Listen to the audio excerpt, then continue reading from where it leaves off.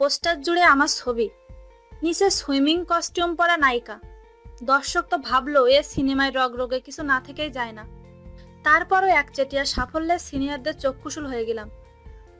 সঙ্গে চোখ রাঙানো শুরু করলো অন্ধকারের মাফিয়া। এত ক্যাসাল ভালো লাগে বলেন? এই আক্ষেপ বাংলা সিনেমার একসময়ের ব্যস্ত নায়ক আলেকজান্ডার বইয়ের। ম্যাডাম ফুলি আর লম্পট সিনেমা দিয়ে টিনেজ বয়সে লাইমলাইটে আসেন এই মার্শাল আর্ট হিরো।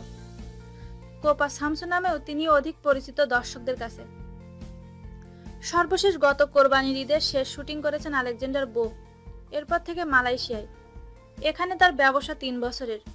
প্রথম 2.5 বছর চুটিয়ে ব্যবসা করেছেন বটে, কিন্তু মালয়েশিয়ান মুদ্রামান কমতে থাকায় গত 6 মাস ধরে চ্যালেঞ্জটা কঠিন হয়ে পড়েছে এখানেও। তবু চলচ্চিত্র নয়, ব্যবসাটাই এখন মূল টার্গেট। অনেকটা অভিমান করে দেশ থেকে কয়েক হাজার মাইল দূরে মালয়েশিয়ায় এখন পুরোদমভর কাজ করে যাচ্ছেন তিনি। দেশ থেকে তৈরি পোশাক নিয়ে মালয়দের কাছে তিনি পাইকারি বেচেন। কুয়ালালামপুরে তার ব্যবসা প্রতিষ্ঠানের নাম সিলভার মুন।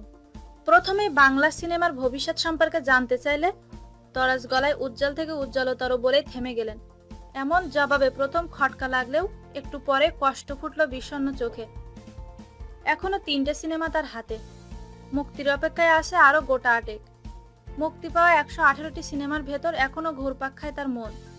তাই বলেন, হলিউড বলিউডে বয়স 50 পেরোলেও রিয়েল হিরো হয়। আর আমাদের দেশে দেখেন, 40-এর ঘরে যেতে না যেতেই ব্যবসা করতে বিদেশ আসতে হলো। একে তো সিনেমার ভেতর কখন কোথায় কি ঢুকছে বলা মুশকিল, তারপরও পরিকল্পিতভাবে চলচ্চিত্রটা ধ্বংস করে দেওয়া হচ্ছে। ফেলে আসা সময়ের স্মৃতিচারণ করে তিনি বলেন, দেশে একের পর এক সুপার ডুপার হিট সিনেমা উপহার দিয়েছি। কত প্রডিউসার আমার নামের ওপর দিয়ে মুনাফা তুলেছে। অন্যরা 1-2 শিফট কাজ করতো দিনে, আমি করতাম 3 শিফট। ভোর 5টায় বাসায় ফিরে ফের সকাল 8টায় বেরিয়ে যেতাম। এই শিল্পটাকেই তো জীবনে জেনে এসেছি এতদিন। কিন্তু আপনার সিনেমায় রগরগে দৃশ্য ঢুকিয়ে দেওয়ার ব্যাপারে আপনার ভূমিকা কি ছিল জানতে চাইলে মার্শাল আর্ট বলেন, আমি সবসময় প্রতিবাদ করেছি। আমাকে বলা হতো সব ঠিক আছে, এনে মন কষাকষি নেহাত কম হয়নি, কেবল মামলা ঠোকাটা বাকি ছিল। কিন্তু কার বিরুদ্ধে মামলা ঠকবো বলেন তো? ওদের সঙ্গেই তো আমার কাজ করতে হবে। আমাদের এই ভিডিওটি যদি আপনাদের ভালো লেগে থাকে তাহলে প্লিজ সাবস্ক্রাইব করুন, লাইক, কমেন্ট এবং শেয়ার করতে ভুলবেন না।